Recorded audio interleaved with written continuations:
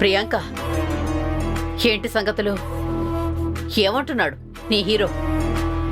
ఏమంటాడు? ఏమీ అనట్లేదు. బెల్లం చుట్టూ ఈగలు తిరిగినట్టు ఎంతసేపు ఆ ఝాన్సీ తన వెనుక తిరుగుతూ ఉంటే ఇక నాతో ఏం మాట్లాడతాడు, ఇక నన్నేం పట్టించుకుంటాడు. గౌతమ్ సార్ని జిడ్డులా అతుక్కుపోయింది తను. తను జిడ్డులా అతుక్కుపోతే నువ్వు కూడా అలాగే అతుక్కుపో. మీ బాండింగ్ ఇంకా స్ట్రాంగ్ అవుతుంది. జీవితంలో అన్ని చోట్ల పోటీ ఉంటుంది. మనం అనుకున్న దాన్ని మనమే చాలా జాగ్రత్తగా సాధించుకోవాలి. అది ప్రేమైనా ఇంకేదైనా. మేడం, ఆ ప్రేమని సాధించుకోవాలంటే ముందు ఆ మనిషి దగ్గరవ్వాలి కదా.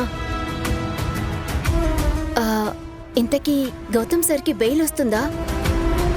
రావచ్చు, ఛాన్సెస్ ఉన్నాయి. అమ్మయ్యా, త్వరగా జైలు నుంచి బయటకొస్తేనైనా గౌతమ్ సార్తో మాట్లాడడానికి వీలు కుదురుతుంది. జైలు నుంచి వచ్చిన తర్వాతైనా గౌతమ్ని నీ జైల్లో బంధించు. అదే నీ గ్రిప్ లో పెట్టుకొని నీ మనసులో బంధించు అంటున్నా. ముహూర్తాలు కూడా అయిపోతున్నాయి. ఇంకా లేట్ చేస్తే నువ్వన్నట్టు సూర్యుడి చుట్టూ భూమి తిరిగినట్టు గౌతమ్ చుట్టూ ఆ ఝాన్సీ తిరుగుతూ ఉంటుంది. నువ్వలా చూస్తూ ఉండిపోవాల్సి వస్తుంది. టైం వేస్ట్ చేసుకోకు, వెనకపడిపోతావు. మీరు చెప్పింది నిజమే. అవకాశం లేక అలా ఆగిపోయానే తప్ప నా ప్లేస్ రీప్లేస్ చేయాలని చూస్తూ ఊరుకునేదాన్ని కాదు. ఆవేశం మాటల్లో కాదు, చేతల్లో ఉండాలి. మేడం, నాకైతే ఆ ఝాన్సీ నా జీవితంలో నా కళ్ళెదుట పడకూడదని కోరుకుంటున్నాను. I wish you all the best. Bye.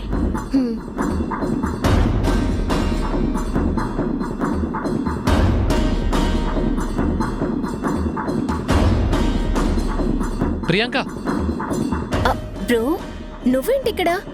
అది మృణాలిని గారి కోసం వచ్చాను. ఈ టైంలో కోర్టులోనే ఉంటారు కదా అని వచ్చాను. అవునా, ఆవిడ జస్ట్ ఇప్పుడే వెళ్ళిపోయారు. సరే, అయితే నువ్వేంటి ఇక్కడ? ఈ రోజు గౌతమ్ గారి కేసుంది కదా, అందుకే వచ్చాను. ఏమైంది మరి? జడ్జిమెంట్ రేట్ చెప్తా అన్నారు.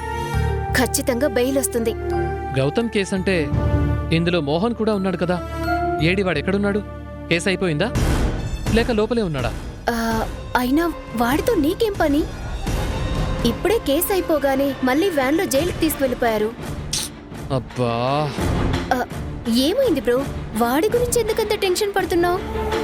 ఇది మోహన్ గాడి కాల్ డేటా. వాడు ఎక్కువగా కాల్ చేసింది, వాడి కాల్స్ని ఎక్కువగా రిసీవ్ చేసుకుంది ఎవరో కాదు, ఆ మందాకిని. ఇది ఆ మందాకిని నంబర్.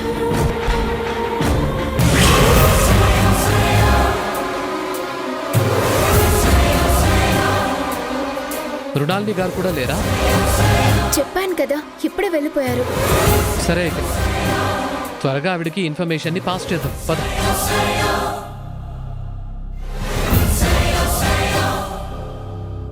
ఏంటి ప్రియాంక ఆలోచిస్తున్నావు? పద వెళ్దాం. బ్రో, వీటన్నింటికంటే ఇంపార్టెంట్ ఆ డిఎన్ఏ ఆఫీసర్ నోరు తెరవకూడదు. వాడు బెదిరించినట్టుగానే నిజంగానే నిజం చెప్తే వాడు చెప్పినట్టుగా మహా అయితే వాడు సస్పెండ్ అవుతాడు. కానీ మన కెరియర్, మన అమ్మ హాస్పిటల్ పరువు మొత్తం అయిపోయినట్టే. ముందు అదే ఆలోచించు. వాడి నోరు మోయించు. లేదంటే మనం ఏదైతే జరగకూడదని భయపడతామో అదే జరుగుతుంది.